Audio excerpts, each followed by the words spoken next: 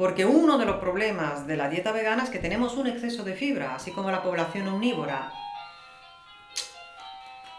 Publicidad. Me ¿Qué encanta. es esto? ¿Es el timbre? Es el timbre de mi casa. Ostras. No nos votes, programa 18. Hay gente que come conejo. Yo no como conejo porque sería como comerse a un amigo. Yo no como conejo, no como a mi amigo el conejo.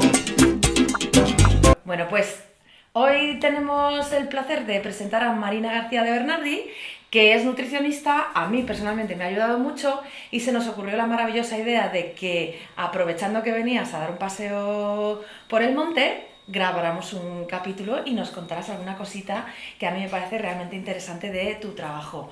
Lo primero, ¿tienes un despacho?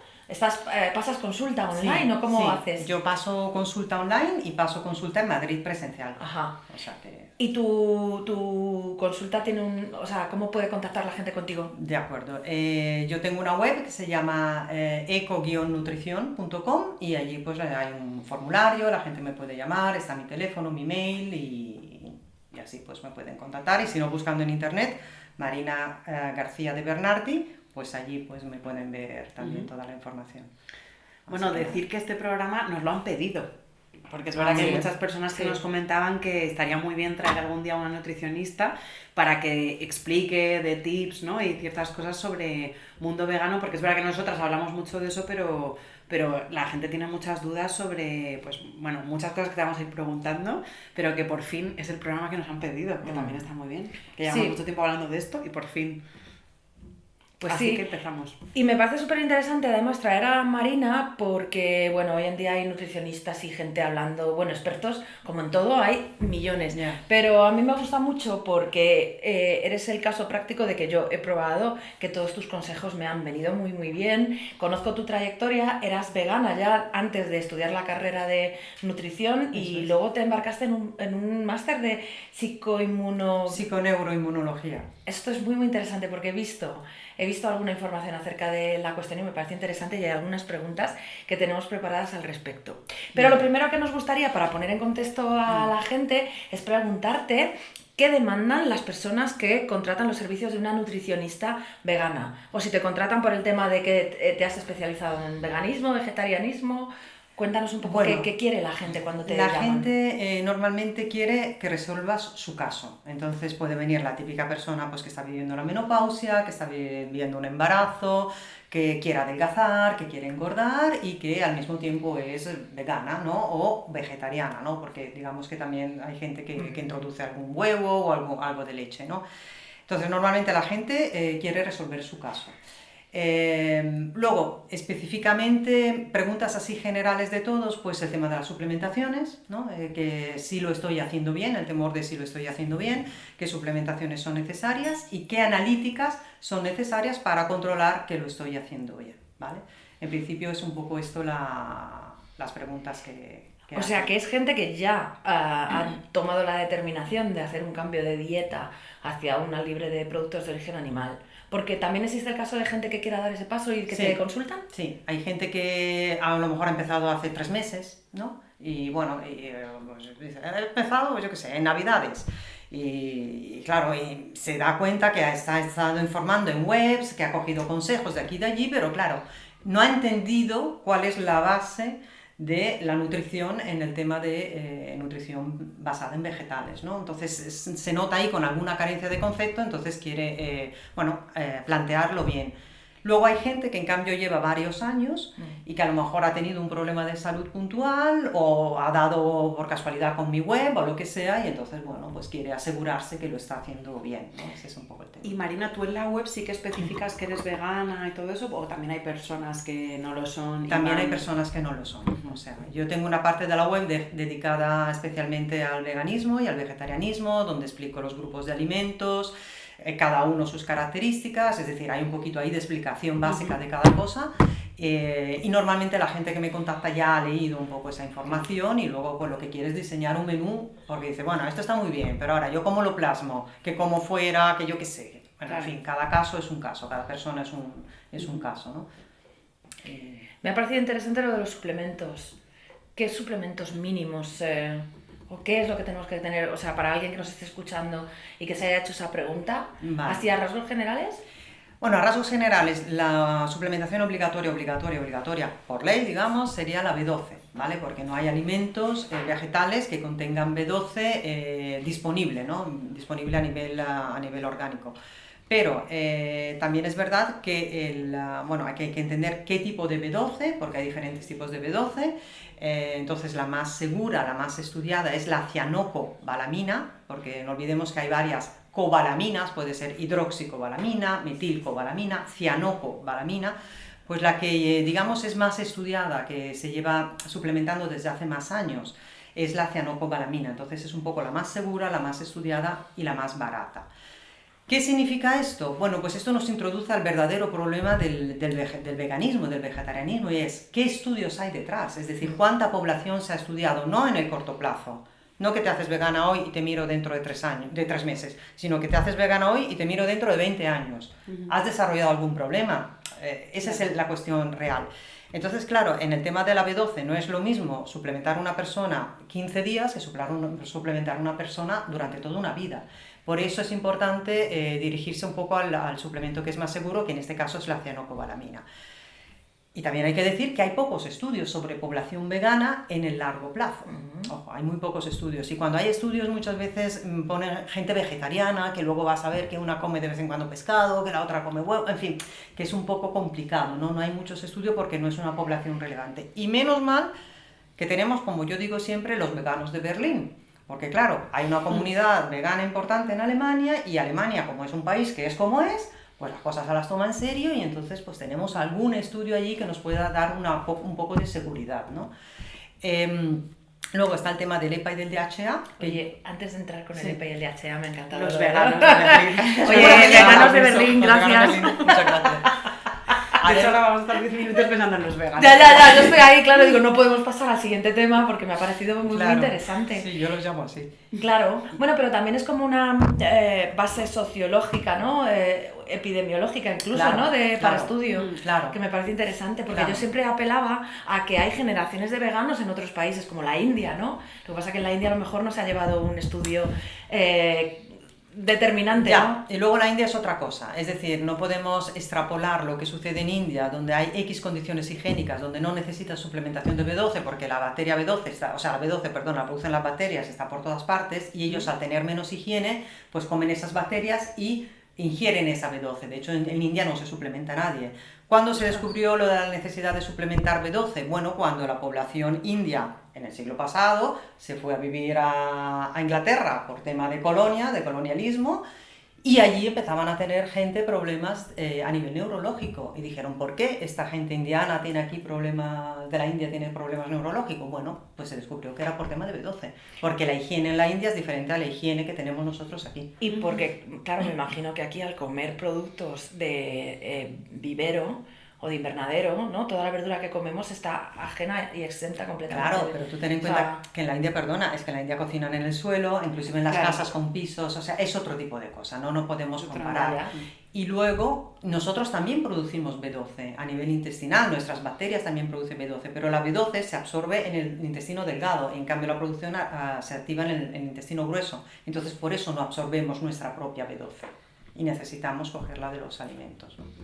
Ahí está el tema de la B12. Interesante. Toma. Así que cianocobalamina, suplementación posible tipo o pequeñas cantidades diarias o suplementación la típica de 1000 microgramos 2 veces por semana, pero luego hay que controlarlo en la analítica. Entonces quiero hacer un apunte, no sea que se me olvide, que es muy importante cuando vayas a hacerte la analítica estar unos días sin suplementación. ¿Vale? Si te lo tomas una vez por semana el domingo, pues no vayas a hacerte el lunes habiendo tomado el suplemento el domingo, porque te va a desvirtuar el resultado. Entonces estar unos días, 5 días o inclusive una semana, me da igual, y ver un poco el nivel basal de B12 que tienes. Y luego en el nivel de B12 no nos conformemos con estar en 300 y pico, O sea, no nos conformemos con un valor justito, sino busquemos un valor holgado, ¿no? Tipo 600, 700, que ese es el valor que un poco nos garantiza tener B12 suficiente.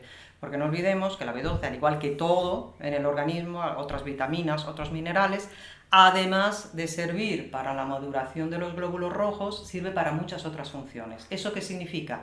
Que el organismo, como es sabio, antes de hacerte una anemia, antes de provocar una anemia, lo que va a quitarle la B12 de otras cosas menos importantes. Entonces la gente dice, no, pero usted, bueno, sí, la B12 está en 257, usted está en el rango. Y usted no tiene anemia, usted está bien. No, ojo, estoy justita, mi cuerpo lo estoy quitando de las otras 500 funciones que puede tener la B12, con lo cual tengo síntomas variados sin que dé la cara en la anemia, porque la anemia es la última playa. El organismo sabe perfectamente que el glóbulo rojo es súper importante para su supervivencia, entonces prefiere que tú tengas problemas digestivos, por ejemplo, porque tengas un déficit de B12 en un ciclo del sistema digestivo, a que tengas anemia, ¿no? Bueno, pero que la gente no se alarme, ¿no? Porque no. Sí. suplementarse con B12 lo hacen hasta las personas mayores. Sí, es decir, quiero decir, no es solo la población vegetariana vegana, sino las personas mayores. O sea que bueno, que el tema de la suplementación es un mito también que hay que desmontar, ¿no? Claro. Y luego hablabas de DHA y EPA, que es algo que yo... A ver, yo eso no lo conocía.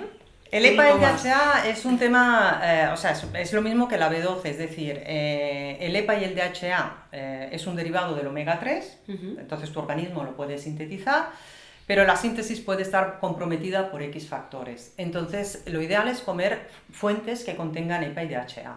¿Dónde está el EPA y el DHA formado? Está en el mar. Lo forman las algas y a partir de ahí lo encontramos en el pescado por cadena trófica, fenomenal.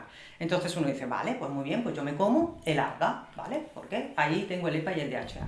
Pero ojo, no me puedo comer el alga para extraer el suficiente EPA y DHA porque si no estoy pasándome de yodo y me puedo cargar el tiroides. Entonces yo siempre aconsejo suplementación en EPA y DHA. Que es para que nos enteremos las personas que no somos expertas en esta materia, es lo que luego conforma la omega 3. No, tú tienes el omega 3 que lo puedes, por ejemplo, comer sobre todo de semillas, sobre todo semilla de chía y semilla de lino, triturada siempre, porque si no se expulsan tal cual, eso hay que decirlo. Entonces tú coges ese omega 3 y luego a partir de ese omega 3 tu organismo sintetiza varias cosas y al final de la cadena está el EPA y luego está el DHA.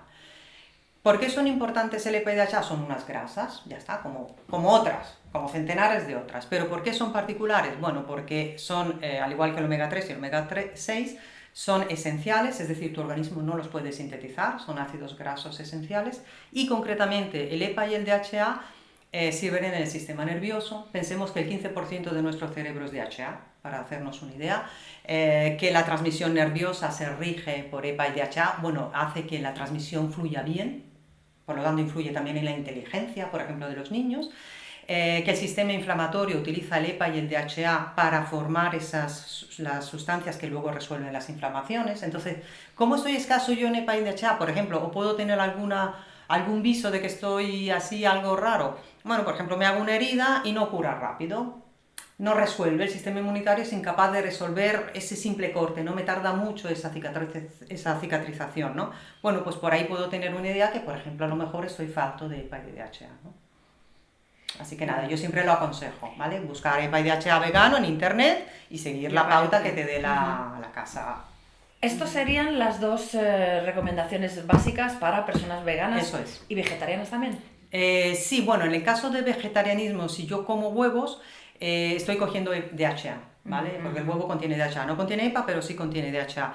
Entonces, bueno, que una persona coma 6 huevos por semana, pues a lo mejor podría no hacerle falta, ¿vale? Pero habría que, bueno, si te lo tomas de vez en cuando, aunque sea uno al domingo o lo que sea, no pasa nada, ¿vale? Mejor abundar en ese sentido. Bueno, claro. Bueno, yo lo que haría sería adecuar el guioncito que habíamos preparado con una serie de consultas que queríamos resolver contigo e hilar la cuestión de los suplementos. Acabas de decir que el EPA y DHA tienen una función antiinflamatoria, que a mí eso me parece muy, muy interesante porque acabo de conocer la tendencia que se está dando ahora de que tu dieta sea básicamente antiinflamatoria y evitar los alimentos inflamatorios que luego generan enfermedades. Entonces has dicho que el EPA y el DHA son antiinflamatorios. Eso es. Y bueno, esto me lo recomendaste tú, porque te hice una consulta y me dijiste que lo tomara, y a raíz de eso pues me he tomado la molestia de andar informándome acerca de esta cuestión, que me parece muy, muy interesante. Claro.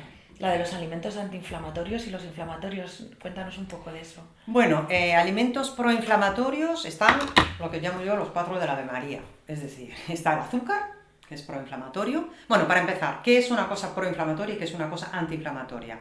Bueno, nosotros tenemos un sistema inmunitario que es el que gobierna ese tema. Es decir, cuando el sistema inmunitario se alerta, está generando una inflamación. Cuando él está tranquilo, relajado, hay una antiinflamación. El sistema inmunitario es el policía que tenemos dentro, ¿no? El que cuida todo.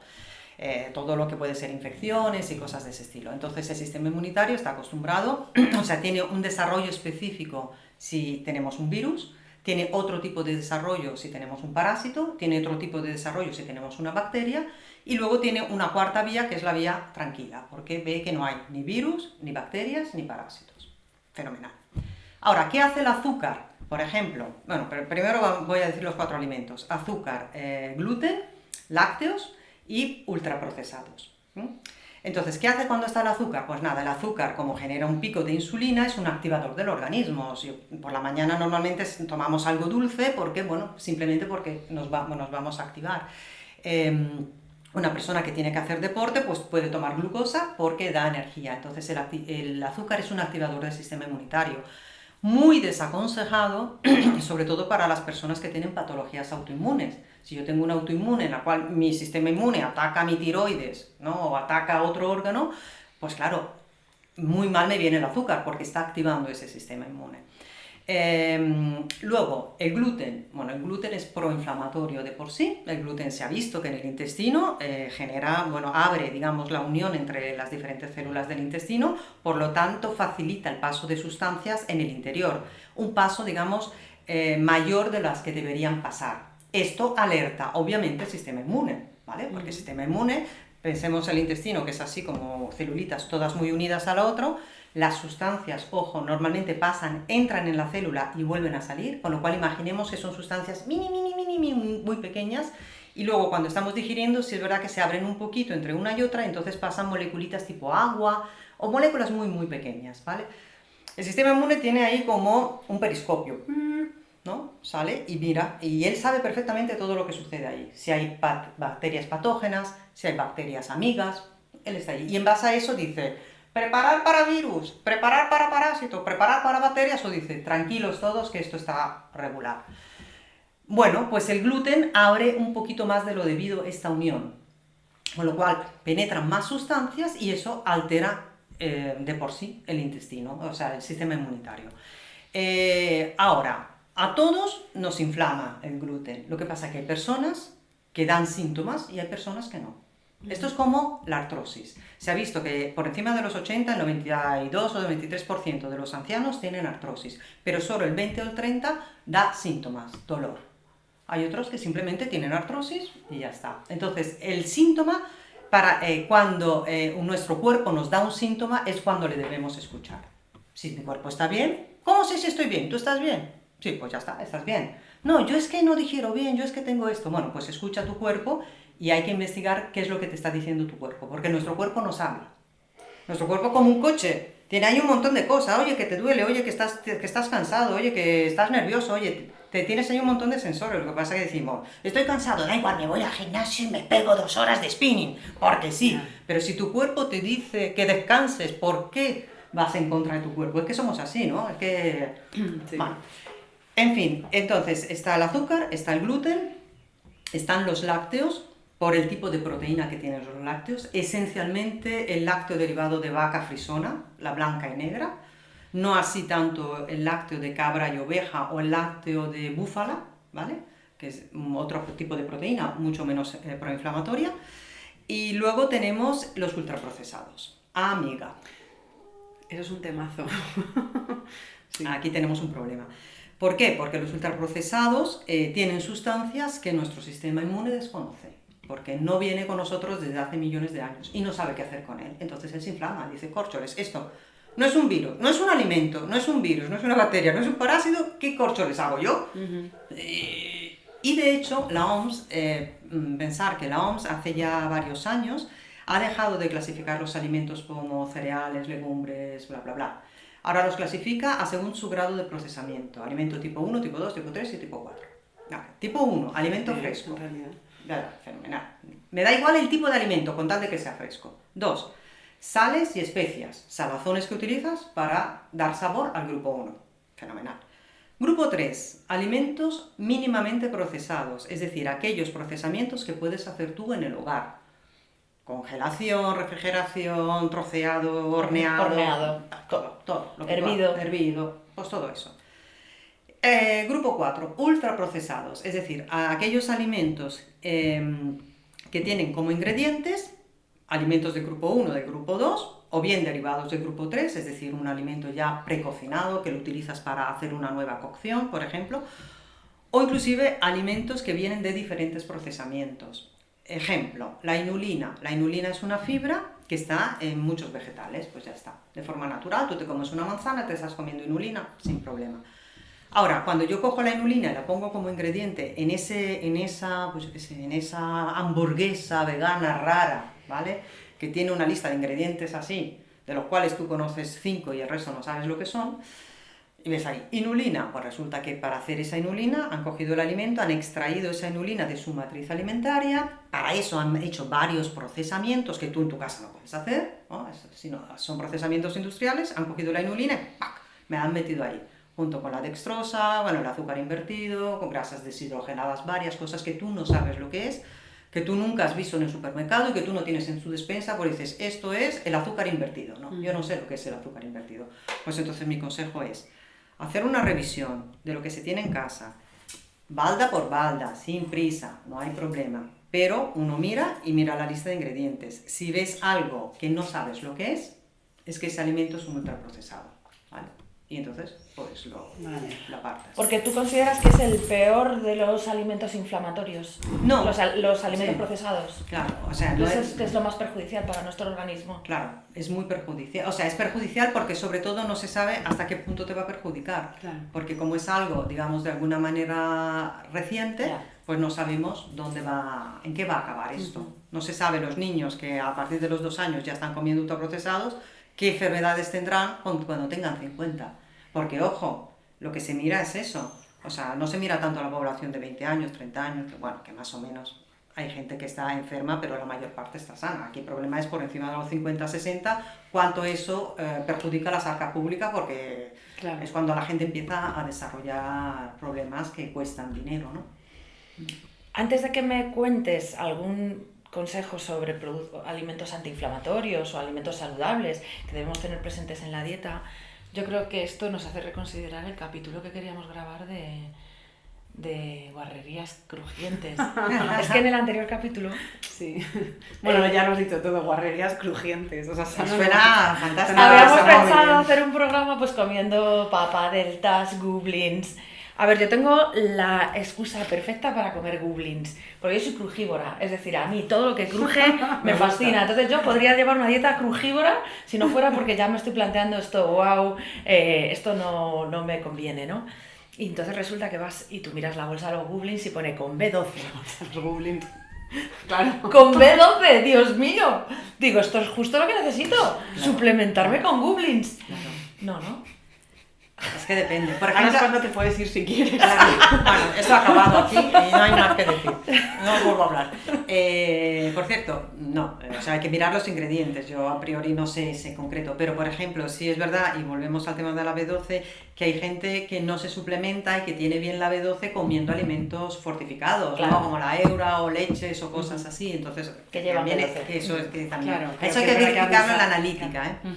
Pero bueno, que es como todo al final. Hablamos en otros episodios muchas veces de que hay muchos veganos que, bueno, como todo el mundo, comas carne o pescado o lo que sea, cuando no comes bien en general, pues por ejemplo en el caso de los veganos, yo por ejemplo por épocas he comido mucho tofu, pues eso, eura, entonces al final tampoco es sano, obviamente, comer procesados todo el día. ¿Pero tú consideras el tofu un alimento procesado? El tofu es un alimento mínimamente procesado porque podrías hacerlo tú en el hogar. ¿Ah? Mira, pues La yo verdad, siempre pensaba bueno, que era procesado. No, por ejemplo, O sea, bueno, yo como- tengo una paciente china cuya madre hace tofu. Ujú. Lo hace en su casa, ¿vale? Coge la soja y sabe hacer Danos tofu. el contacto, que la queremos entrevistar. La madre, ¿no? Qué Que nos haga curiosidad. la receta. Sí, sí, una curiosidad Sí. tremenda. A mí, vamos, Y que dice que, está, que no me tiene encanta. nada que ver con el tofu Ya. que se come, ¿no? Así igual que tú dices, estoy haciendo un plato de judías con sal y aceite. Bueno, el aceite también lleva un procesamiento, ¿no? Pero Sí. podrías tú, quisiendo, hacerlo en tu casa. La sal también puede ser refinada o no refinada, vale, pero estamos hablando de otro tipo de ingredientes que ya vienen de un procesamiento industrial, que tú no sabes ni cómo se hace eso, ni Claro. qué es, ¿sabes? Ni qué es, y Ya. mucho menos cómo se hace. Bueno, pues me queda más tranquila, porque yo es verdad que tomo mucho tofu y siempre he pensado que tampoco era bueno, Claro. ¿no? Como en, o sea, Ya. una cosa como muy habitual. Vale, yo quiero dar un tip aquí, ya Sí. un poco. Venga, dale. Al tip. Yo siempre aconsejo comer soja pues máximo 2 veces o 3 por semana. No soy partidaria de la leche de soja diario, ni de los yogures, ni de todo eso. ¿Por qué? Porque la soja tiene mucho estrógeno vegetal y sube los estrógenos y altera el comportamiento de nuestros estrógenos porque suma estos estrógenos, ¿no?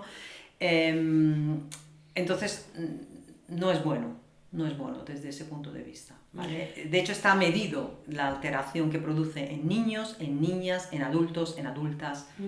Entonces, tiramos mucho de la soja, porque es, bueno, porque Sí, mucho porque es producto muy fácil práctica, en realidad, exacto, claro. pero estamos alterando nuestro equilibrio hormonal. De hecho, perdonar, pasa igual que las algas, es decir, Japón o China comen algas, muchas, comen soja, mucha, pero es que nosotros no somos de allí y ellos no son de aquí. Se han cogido personas chinas o japonesas que han estado, por ejemplo, en Europa, que viven en Europa, se han acercado a la dieta occidental y a ellas les ha faltado yodo, porque no comían tanta alga, y a ellas no les iba bien los estrógenos, porque no comían ese fitoestrógeno. Entonces, ojo, nosotros tenemos que intentar, porque así nuestros genes se han desarrollado y así tenemos la información genética y su adaptación al medio de los alimentos que vienen en nuestras generaciones anteriores. De hecho, ¿cuáles alimentos me sientan mejor a mí en principio? Pues aquellos que comían tus abuelos, tus padres, ¿vale?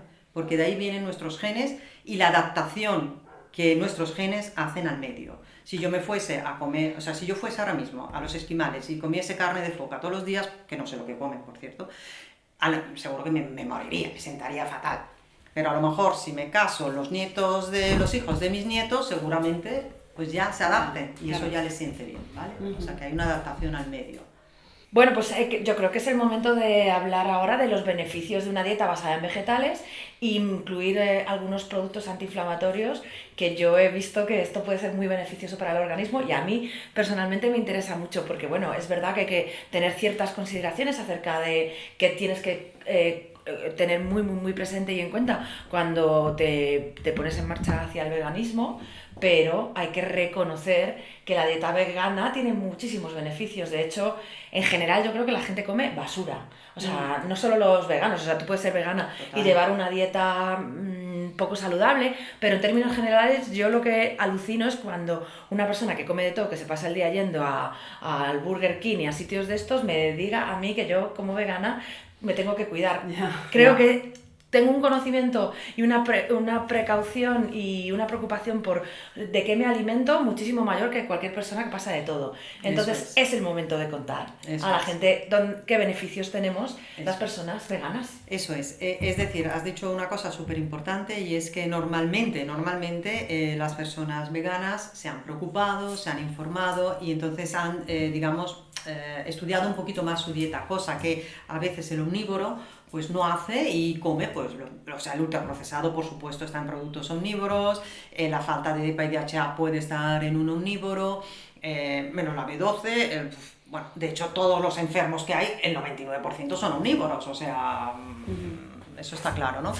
Entonces, beneficios que tenemos de una dieta basada en vegetales, tomando las precauciones, es decir, sabiendo un poquito cuáles son los alimentos que tenemos que introducir, que no nos olvidemos que hay 5 grupos de alimentos en la dieta vegetal.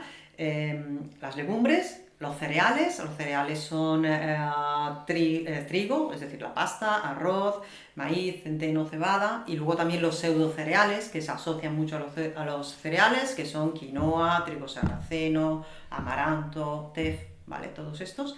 Entonces tenemos legumbres, cereales o pseudocereales, grasas, frutos secos, semillas, margarina, aceites, y luego tenemos verduras y frutas, ¿vale? Entonces, teniendo en cuenta que las verduras y frutas nos aportan, sobre todo, vitaminas, nos aportan minerales, un poco todos ellos, y que tienen la particularidad que los podemos también comer crudos, cosa importante, porque hay muchas vitaminas que son termosensibles, entonces si todo lo como cocido, no como fruta y toda la verdura la como cocida, pues puedo tener déficit en veganismo o en omnívoro, eso da igual, de determinadas vitaminas.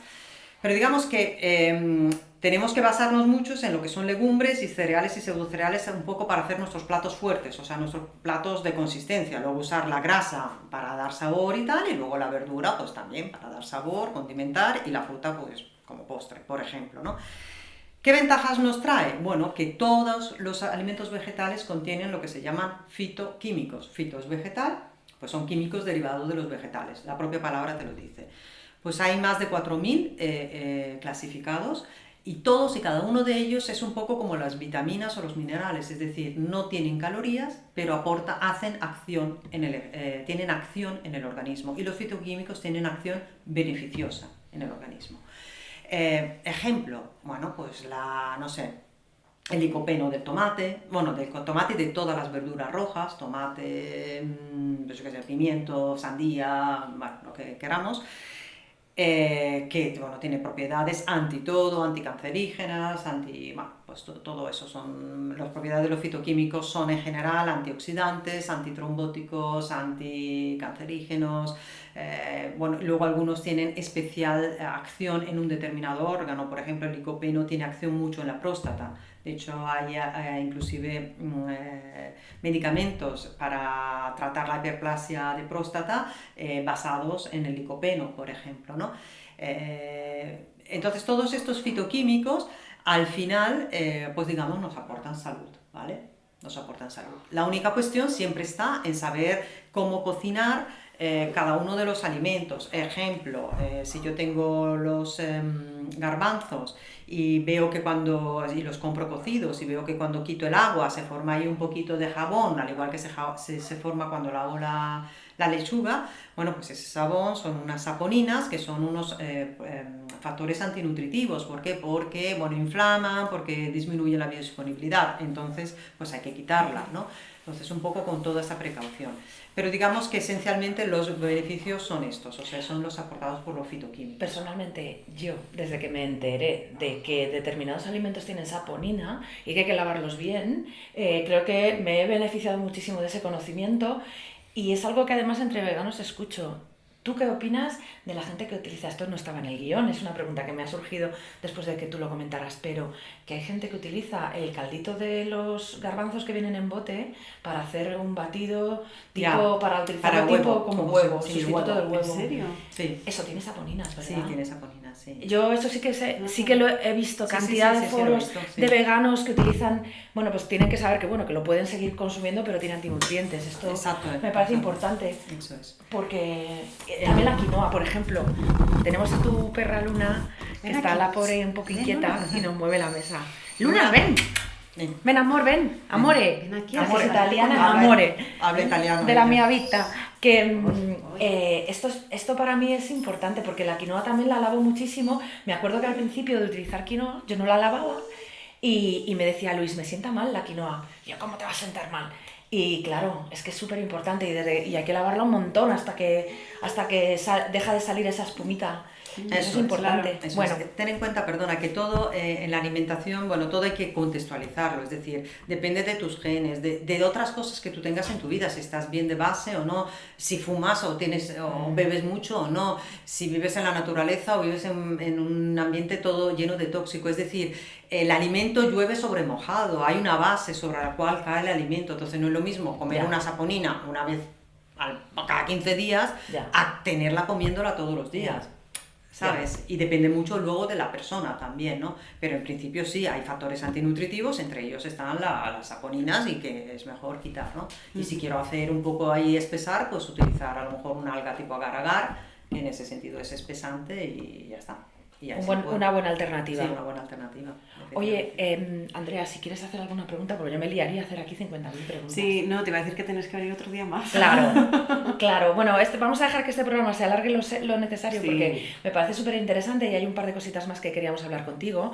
Pero de los 5 grupos de alimentos de los que has hablado, Sí. de los que nos nutrimos los veganos, el de las legumbres, a mí me parece fundamental que la gente sepa que son nuestra fuente de proteínas, porque, bueno, la pregunta eterna a la que nos someten Ya. y con la que nos disparan los omnívoros es: ¿de dónde sacas las proteínas? Yo me quiero morir cada vez que alguien me pregunta esto, porque... De hecho, hay una camiseta, Por ¿no? Dios. Que hicieron, me parece, ¿no? No sé si fue el Santuario Vegan, ¿no? ¿Te acuerdas que hay una camiseta? Sí, me suena, me como, te voy a explicar de dónde saco las proteínas, o sea, ya como, hola. Ya. Pero es que claro, o sea, es que yo creo que la gente omnívora ha descuidado completamente ingerir legumbres. Mira, el otro día me contaba mi sobrino que en el colegio el menú, bueno, es terrible. Yo cada vez que voy a un hospital o alguien me habla de menús escolares, yo alucino. Va. Le digo, ¿y qué comes en el colegio? Y dice, pues en el colegio le ponen de primero una legumbre y de segundo carne o pescado. Digo, tócate Ya, las narices, pero ¿quién elabora esos menús? no sé, pero bueno. Pero bueno, ya la proteína la tendría Claro. con un plato de lentejas, judías, garbanzos. Sí, bueno, hay que decir además que tenemos muy poca memoria, es decir, ¿qué comían nuestros abuelos? Claro, pues Ya, eso es lo que tú nuestros decías, abuelos, volver otra claro, vez a... Claro, Es que la dieta mediterránea era eso, Claro. no de primero... Sí, que se piensa como que esto es un cambio en nuestra alimentación de repente, el hacerte vegano, ¿no? Y es como, bueno, es que no siempre se ha comido carne. Todo De lo hecho, contrario. Claro, Claro. exacto. De hecho, creo que en los años 70, no te digo antes, pero o sea, que antes seguro que menos, en los años 70 el consumo estaba tipo en 10 kilos por persona y año, y ahora estamos en 50 o 50, una 60, barbaridad. 80, hasta 80, Sí. por ejemplo, en Alemania. Sí. O sea que ya nos estamos... Entonces, claro, las cosas hay que contextualizarlas, no hay que solo coger una cosa y decir la carne, ¿no? Pero ¿cuánta carne Claro, comes? claro. Claro. Que ahí Estamos está la hablando de cuestión. unos casi 900 millones de animales que todos los años van al matadero en España, de los cuales 600 o 700 son aves, luego está el cerdo, en fin. Ahora que dices esto, que antes me lo estabas comentando cuando hablábamos, que me hace mucha gracia porque le preguntaba a Marina si no todo el mundo que va a su consulta es vegana. Entonces, bueno, me comentaba ella que ella va metiendo así tips, ¿no? Claro, claro. y que seguro que cala, ¿no? Habrá Sí, personas hay que... personas que más y personas que menos, pero claro, las cosas hay que decirlas. O sea, la gente se cree que, bueno, que las cosas, cuando ya les dices las cifras o, bueno, o le enfatizas cosas de cómo viven los animales de granja, etcétera, pues bueno, pues ya la gente, hay alguien más sensible que un poco se lo plantea o se lo disminuye. Porque yo primero a lo mejor escucho a la persona, luego le explico en base a lo que ella quiera y luego diseñamos el menú semanal con los grupos de alimento. Entonces le digo, bueno, entonces ¿esto cuánto quieres lo veces? Pues, no, venga, pues no, pues ponme una vez más de legumbre, ponme una vez más. Entonces, bueno, pues ahí vamos un poco, Claro. que también hay que decir que tiene una huella ambiental menor, ¿vale? Porque no es lo Claro. mismo coger la proteína directamente del alimento que viene de la tierra a cogerla de un animal que come el alimento que viene de la tierra. O sea, nos estamos ahorrando un paso. De todas maneras, si queréis, para acabar, vamos a explicar el tema de las proteínas, porque creo que, bueno, que es importante y también es una duda, efectivamente, que la gente pregunta. A ver, proteínas. Todos los que nos hemos acercado al veganismo siempre hemos visto que nos hablaban un poco de combinación, ¿no? La típica combinación cereales y semillas por un lado y legumbres y frutos secos por otro. Entonces decimos, bueno, hay efectivamente, ¿cómo se dice? Recetas tradicionales, por ejemplo, el pan, que es un cereal con nueces. Combinación, vale, aquí tenemos proteínas completas. Arroz con frijoles, cereales con una legumbre, tenemos el hummus, semilla de sésamo con legumbre, ¿no? Vemos que en la cocina tradicional siempre ha habido estas combinaciones. En Madrid, por ejemplo, tenemos el cocido, que aunque lleve trozos de carne, pero en el fondo lo abundante ahí es el garbanzo y que luego lo hago con fideos, ¿no? También ahí tenemos una combinación. Bueno, pues esta combinación, digamos, era válida y era estricta porque se comparaba la composición de estos alimentos con la composición de la clara de huevo, que es una proteína, bueno, digamos, la mejor que hay, ¿no? Vale, fenomenal. Ahora ya desde hace unos años no se compara con esto, sino que se compara con las necesidades que tenemos nosotros, el humano, de los aminoácidos esenciales, es decir, aquellos que no sintetizamos y tenemos que comer obligatoriamente con los alimentos. Entonces hay alimentos que han subido de categoría. Entonces dentro de las legumbres, los garbanzos y las judías, todas ellas tienen los aminoácidos completos y no es necesario combinar. Las lentejas siguen teniendo los incompletos, con lo cual es aconsejable combinar. Luego los cereales los tienen incompletos, arroz y pasta, con lo cual es necesario combinar, pero los pseudo cereales los tienen completos, con lo cual no es necesario combinar. Semillas y frutos secos también los tienen completos y no es necesario combinar. Ahora, todo esto en la práctica, ¿en qué se traduce? Bueno, se traduce en que frutos secos y semillas son para adornar, no nos vamos a comer un plato de semillas de chía para comer hoy. Eso, para comer. Con lo cual vamos a dejarlo de lado. Y ahora, dentro de los otros, yo puedo organizar un menú en el que pongo garbanzos y judías en ensalada como me dé la gana y no hace falta combinar. Puedo organizar un menú en el que pongo quinoa, amaranto, trigo sarraceno, que no es necesario combinar. Y luego pongo un menú en el que, en cambio, si pongo algo de arroz o pasta, sí le tengo que poner una legumbre. Puedo ponerle una lenteja, que así, que como también hay que combinarla, pues puedo hacer arroz con lentejas, o bien primero, yo qué sé, un arroz con ensalada y luego un cuenquito de lenteja. Bueno, en fin, que sepamos que la pasta, el arroz y la lenteja se deben de combinar, ¿vale? Puedo combinar... Lentejas con arroz de toda la vida. Exacto. Que me hacía mi madre. Exacto, por ejemplo. Sí. Que luego eso, que puedo combinar la pasta y el arroz con cualquier legumbre, entre ellos la lenteja, o la lenteja con cualquier, o con un pseudo cereal, o con los cereales, ¿no? Entonces estas son un poco las opciones. La soja, ¿qué pasa con la soja? La soja es una semilla oleaginosa, no es una legumbre. Entonces, como tal semilla, pues tiene todos los aminoácidos completos, ¿vale? Y por eso es tan utilizada. Y luego, dentro de las legumbres, también tenemos las judías verdes, que son unas judías inmaduras, de eso son unas leguminosas, que también los tienen completo, o los guisantes, por eso se extrae tanto proteína, ¿no? Ahora, a nivel de proteína no tenemos ningún problema, comemos esto, por lo menos en las comidas principales, cuidando esta combinación, y no tendremos ningún problema. ¿Quién puede tener problema? Pues a lo mejor el deportista, que necesita mucha más proteína, pero el deportista serio, ¿no? El que va 15 minutos, 20, o sea, una vez más de una hora, sí, el que hace pues, más de 2 horas de ejercicio. ¿Por qué? Porque si queremos obtener todas estas proteínas de los alimentos vegetales, tenemos que comer un gran volumen de alimentos vegetales, ¿vale? Entonces, en ese caso, pues se coge una suplementación a base de proteína preparada vegana, que normalmente la sacan del guisante, y se complementa la alimentación y ya está, y sin problema. Vale. Oye, yo me voy a hacer un cuadro con todas las combinaciones que has dicho. Sí. Sí. Porque es interesante, es como esto sí, esto Muy bien, muy bien. Pues ya está. Luego hacemos un cuadrito, eso me parece es. muy, muy interesante. Oye, y para terminar, aunque yo creo que sí que otro día volvemos a invitarla y si queréis mandarnos preguntas, hacemos un segundo capítulo dentro de un tiempito con las preguntas que la gente quiera hacerte, pero... ¿podríamos dar tips a la gente ahora que viene el buen tiempo? Ahora que la gente se está preocupando, seguro, porque lo estoy haciendo yo, lo está haciendo todo el mundo. En plan, viene el verano, viene el buen tiempo, nos vamos a quitar la ropa. ¿Algún tip que tú creas que...? Porque para perder peso, dices... No, bueno, en general, porque creo que ahora es el momento en el que la gente se preocupa más de lo que come, de la dieta. Restar las cervezas. Claro, o sea, como hemos estado haciendo lo que nos ha dado la gana, danos tips y algún tipo de consejito que tú creas que nos puede ayudar a hacer un cambio de dieta o a mejorar nuestros hábitos.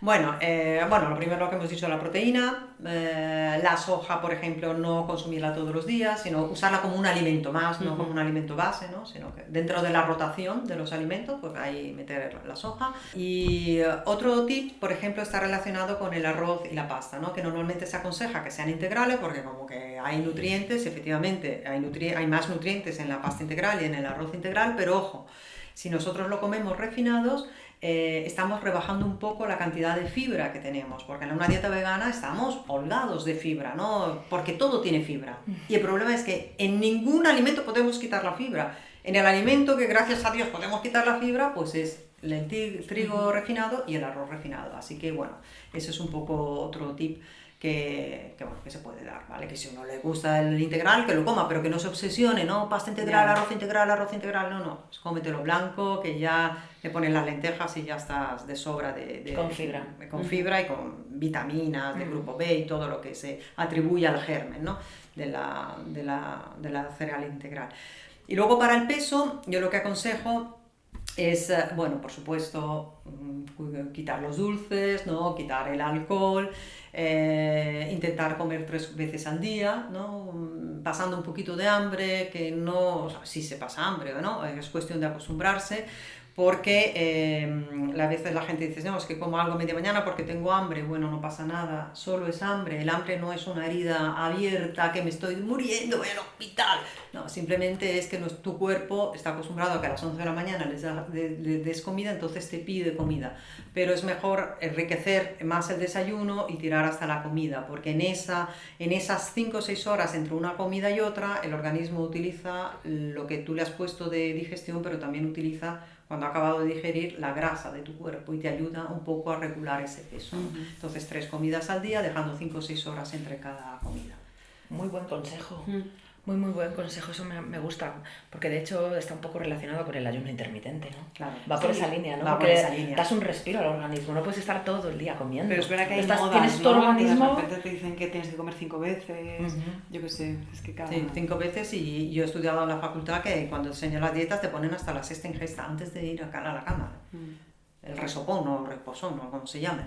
Y digo, dentro de poco la industria alimentaria nos llamará a las 3 de la mañana porque tienes una bajada glicémica, ¿sabes? Y en cambio el organismo está hecho para pasar hambre. O sea, mira, está pues hecho esto me parece súper interesante. La próxima vez que nos veamos vamos a hablar un poco de qué nos vende la industria alimentaria y qué es lo que de verdad deberíamos... Porque Muy a ver, a mí me interesante. parece un auténtico monstruo. Muy interesante. Sinceramente, creo que podríamos hablar de eso la próxima. Además nos viene influenciando de los años 70, porque allí empezó 50 y 60 en Estados Unidos, que allí empezó el boom de todo el tema de la industria alimentaria, toda la acusación que se ha hecho a las grasas, favoreciendo los hidratos de carbono por los cereales, Kellogg's y Company, y de ahí pues bueno, pues todo el mundo cree que para adelgazar hay que hacer una dieta baja en grasa y se infla hidratos de carbono, y así están los americanos. Todo light, 150 kilos a base de hidratos de carbono, ¿no? Fructosa, glucosa y todo. Fíjate que esa era una cuestión que yo quería haber abordado en la conversación contigo, porque creo que los veganos, o por lo menos en mi caso, mi experiencia es que abusamos de los hidratos de carbono. Es decir, cuando tú eliminas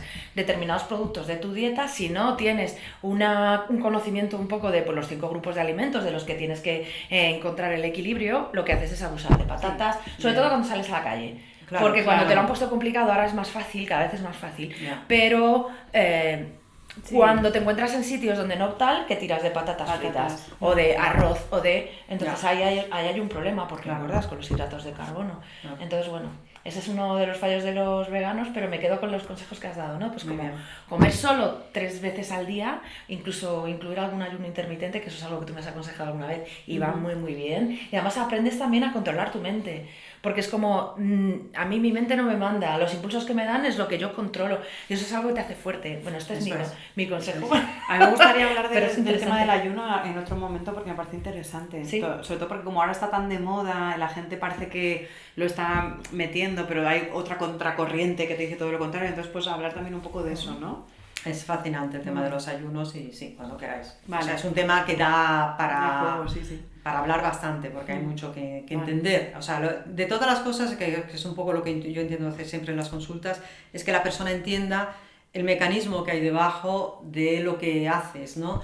No es solo decirte, pues mira, tú esto y esto, toma, ya está. Claro. No, sino que tú quiero que entiendas dentro de lo que cabe qué es lo que pasa un poco en tu organismo, para que tú tengas un poquito de empoderamiento para saber cómo enfrentarte a las cosas. Entonces el ayuno intermitente es bueno o es malo, en qué caso sí, en qué caso no, y cómo hay que hacerlo, en fin, y qué ventajas tiene y todo eso, pues bueno, pues todo eso hay que explicarlo, sí, es un tema fascinante. Bueno, yo he aprendido muchísimo contigo, te agradezco que hayas venido hoy a nuestro podcast, a nuestro humilde podcast.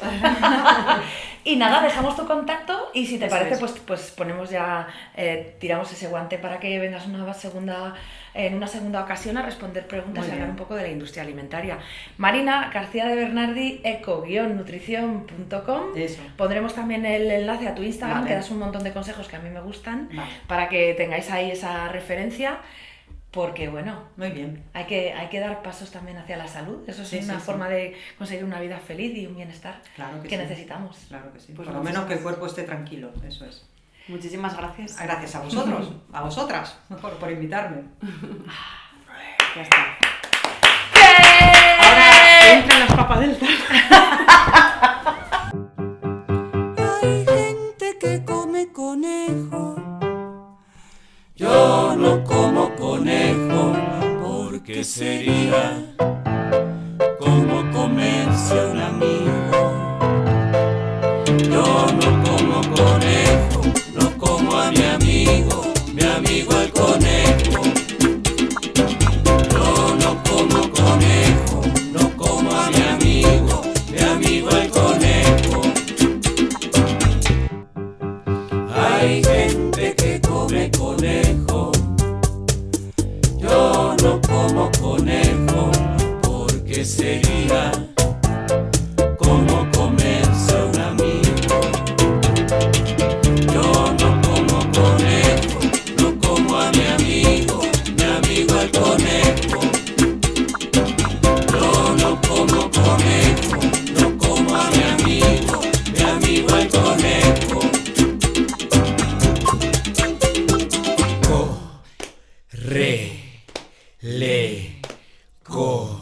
Conejo, córrele conejo, corre.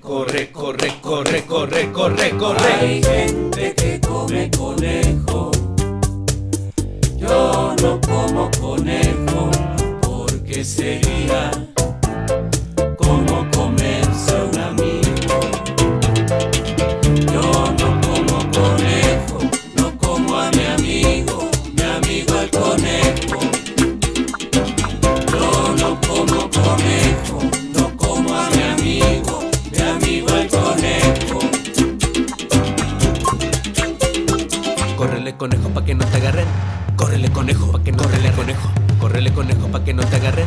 Córrele conejo pa' que no te agarren. Córrele conejo pa' que no te agarren. Córrele conejo pa' que no te agarren. Córrele conejo pa' que no te agarren. Córrele conejo. Hay gente que come conejo. Yo no como conejo porque sería